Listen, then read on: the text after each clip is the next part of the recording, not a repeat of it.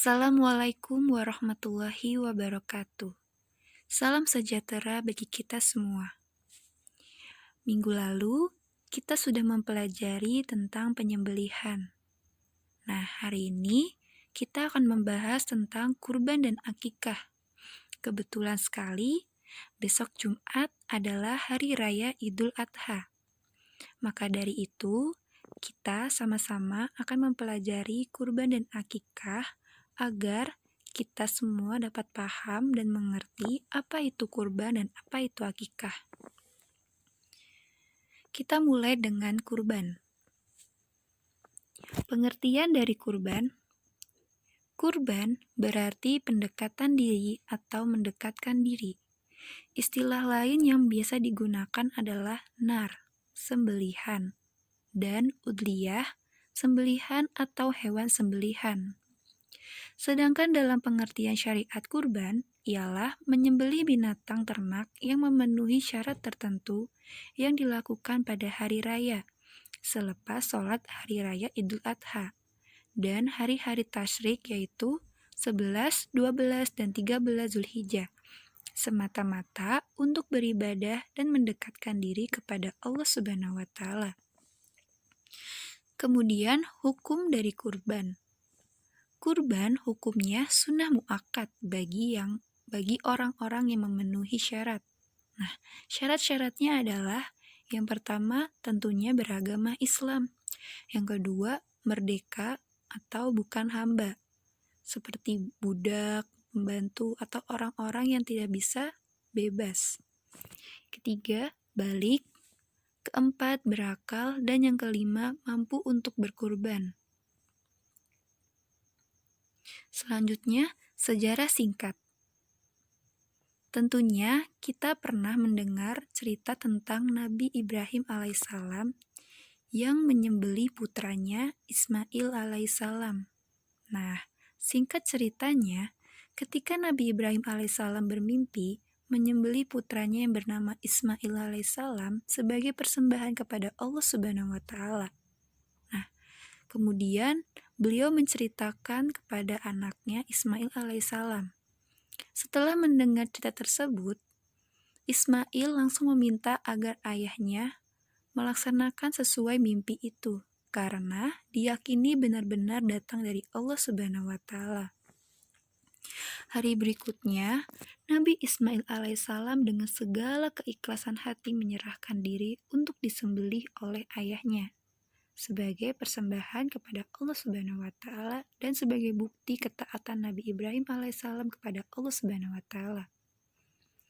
Tidak lama kemudian, Ibrahim dan Ismail menuju lokasi penyembelihan sesuai dengan mimpi Ibrahim, yaitu lokasinya terletak di kota Mina, Mekah.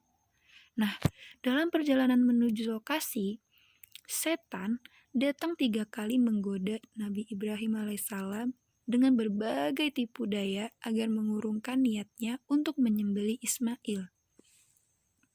Namun, setiap setan datang, Ibrahim mengusirnya dengan melempar batu kerikil sebanyak 7 kali dengan mengucapkan Bismillahi Allahu Akbar. Sesampainya di lokasi, Ibrahim mempersiapkan segalanya. Kemudian Ibrahim meletakkan Ismail di atas batu di sebuah bukit kecil. Ibrahim dan Ismail dalam posisi siap. Kepasrahan dan keikhlasan mereka telah sampai pada puncaknya. Namun, tanpa disadari, ternyata Allah Subhanahu wa Ta'ala mengganti Ismail dengan seekor domba. Sebagaimana firman Allah Subhanahu wa Ta'ala yang artinya, sesungguhnya ini benar-benar ujian yang nyata, dan kami tebus anak itu dengan sembelihan yang besar. Nah, begitulah singkat sejarah dari kurban. Selanjutnya, ketentuan hewan kurban. Jenis hewan kurban yang hanya boleh dari kalangan bahimatul al-an'am, yaitu hewan yang diternakan untuk diperah susunya dan dikonsumsi dagingnya, yaitu onta, sapi, kerbau, domba, dan kambing. Nah, 1 ekor kambing atau domba hanya boleh untuk 1 orang. Nah, sedangkan seekor onta, sapi, atau kerbau boleh untuk 7 orang. Syarat-syarat hewan kurban. Yang pertama, cukup umur. Dengan kriteria yang pertama, unta sekurang-kurangnya berumur 5 tahun memasuki 6 tahun. Sapi dan kerbau berumur 2 tahun memasuki 3 tahun. Kambing berumur 2 tahun yang memasuki 3 tahun. Domba berumur 1 tahun dan memasuki 3 tahun. Yang kedua, tidak dalam kondisi cacat. Dengan kriteria yang pertama, badannya tidak boleh kurus kering, tidak sedang hamil, ataupun setelah melahirkan anak. Nah, jadi sebaiknya kita memilih hewan kurban itu yang berjenis kelamin laki-laki, karena untuk menghindari hal tersebut. Yang ketiga, kaki tidak pincang, mata sehat, tidak buta, ataupun cacat lainnya. Badan sehat, dan telinganya lengkap dan tidak boleh terpotong. Untuk hewan sapi, kerbau, atau kambing yang tanduknya pecah, satu atau dua-duanya, maka tetap sah untuk dijadikan kurban, karena tidak dikategorikan cacat. Namun, hewan yang terlahir tanpa daun telinga atau telinganya hanya satu, maka tidak sah untuk kurban. Selanjutnya, waktu dan tempat penyembelihan kurban. Waktu yang sah untuk menyembelih kurban adalah yang pertama pada hari raya Idul Adha, yaitu tanggal 10 Zulhijjah setelah sholat Idul Adha. Yang kedua, pada hari Tasyrik, yaitu tanggal 11, 12, dan 13 Zulhijjah. Nah, tempat penyembelihan. Tempat penyembelihan sebaiknya dekat dengan tempat pelaksanaan Idul Adha. Sunnah-sunnah dalam menyembelih kurban.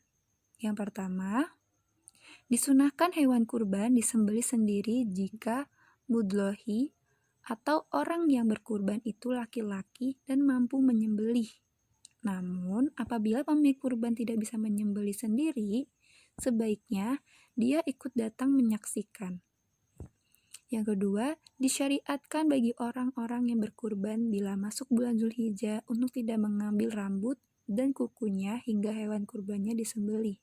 Jadi bagi kita yang berkurban dianjurkan atau disunahkan untuk tidak memotong rambut ataupun kuku. Yang ketiga, daging kurban sebaiknya dibagikan kepada fakir miskin dalam keadaan masih mentah dengan ketentuan sebagai berikut: sepertiga untuk yang berkurban dan keluarganya, sepertiga untuk fakir miskin, dan sepertiga untuk hadiah kepada masyarakat sekitar atau disimpan agar sewaktu-waktu bisa dimanfaatkan. Yang keempat, penyembelih hewan kurban atau pengurus kurban boleh menerima daging kurban tetapi sebagai upah penyembelihan atau upah mengurus. Yang kelima, dilarang menjual daging kurban. Selanjutnya, tata cara penyembelihan hewan kurban. Nah, yang pertama, hewan yang akan dikurbankan dibaringkan ke sebelah rusuknya yang kiri dengan posisi mukanya menghadap ke arah kiblat, diiringi dengan membaca doa Rabbana taqabbal minna innaka antas samiul alim. Yang kedua, penyembelih meletakkan kakinya yang sebelah di atas leher hewan agar hewan itu tidak dapat menggerak-gerakkan kepalanya atau meronta. Yang ketiga, penyembelih melakukan penyembelihan sambil membaca Bismillahi Allahu Akbar. Dapat pula ditambah bacaan sholawat atas nama Nabi SAW, dan para penonton pun dapat turut memeriahkan dengan gema takbir Allahu Akbar. Yang terakhir, kemudian penyembelih membaca doa kabul. Doa supaya kurban diterima oleh Allah Subhanahu wa taala, yaitu Allahumma minka wa ilaika Allahumma taqabbal min. Nah, selanjutnya kita akan membahas tentang akikah. Pengertian dan hukum akikah. Pengertian dari akikah dalam bahasa Arab berarti rambut yang tumbuh di kepala anak yang baru lahir atau bayi. Sedangkan menurut istilah, akikah berarti menyembelih binatang ternak berkenaan dengan kelahiran anak sesuai dengan ketentuan syarat sebagai bukti rasa syukur kepada Allah Subhanahu wa Ta'ala. Hukum dari akikah yaitu sunnah muakkad, sunnah yang harus diutamakan. Selanjutnya, hal-hal yang disyariatkan akikah. Yang pertama, disyariatkan memberi nama anak yang lahir dengan nama yang baik pada hari ke-7. Yang kedua, mencukur atau menggundul semua rambut tanpa tersisa dan bersedekah perak seberat rambut yang digundul itu. Yang ketiga, mentaniknya, yaitu mengunyah kurma sampai lembut lalu meletakkan pada rongga mulut bagian atas si bayi seraya mengoles-ngolesnya. Berdasarkan hadis Al-Bukhari dan Muslim, dan sebaiknya yang melakukan adalah orang solih. Yang keempat, mengoles kepala si bayi dengan minyak wangi sebagai pengganti apa yang dilakukan oleh orang-orang jahiliyah yang mengoles kepala si bayi dengan darah hewan akikah. Ketentuan dari akikah. Yang pertama, dari sudut umur binatang, akikah dan kurban sama saja. Seperti yang sudah tadi kita jelaskan, umur hewan yang disyaratkan. Yang kedua, memanfaatkan daging akikah sama dengan daging kurban, yaitu disedekahkan kepada fakir miskin. Tidak boleh dijual walaupun kulitnya. Yang ketiga, disunahkan daging akikah dimasak terlebih dahulu sebelum dibagikan atau mengundang langsung untuk datang menyantap daging yang sudah dimasak. Nah, jadi tadi tuh kebalikannya dari kurban ya. Kalau kurban itu disunahkan diberikan dengan mentahan. Nah, kalau akikah disunahkan untuk dimasak terlebih dahulu. Yang keempat, waktu penyembelihan. Disunahkan dilangsungkan pada hari ke-7. Hari ke-7 kelahiran ya.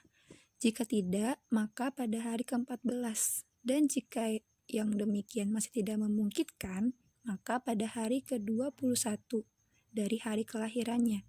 Tapi, jika masih tidak memungkinkan, maka dapat dilakukan kapan saja.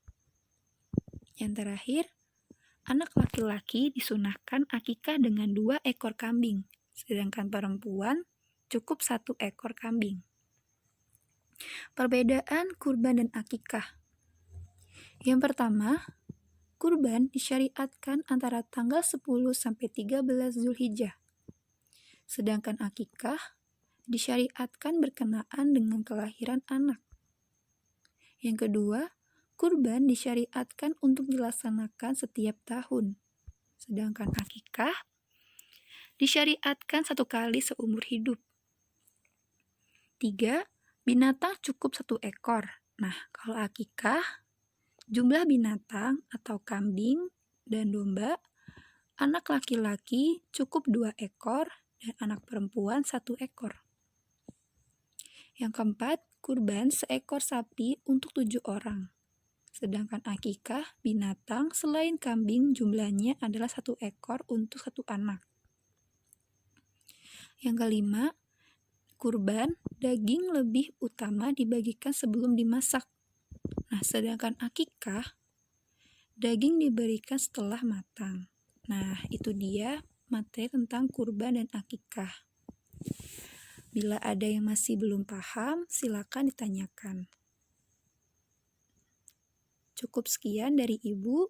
Wassalamualaikum warahmatullahi wabarakatuh.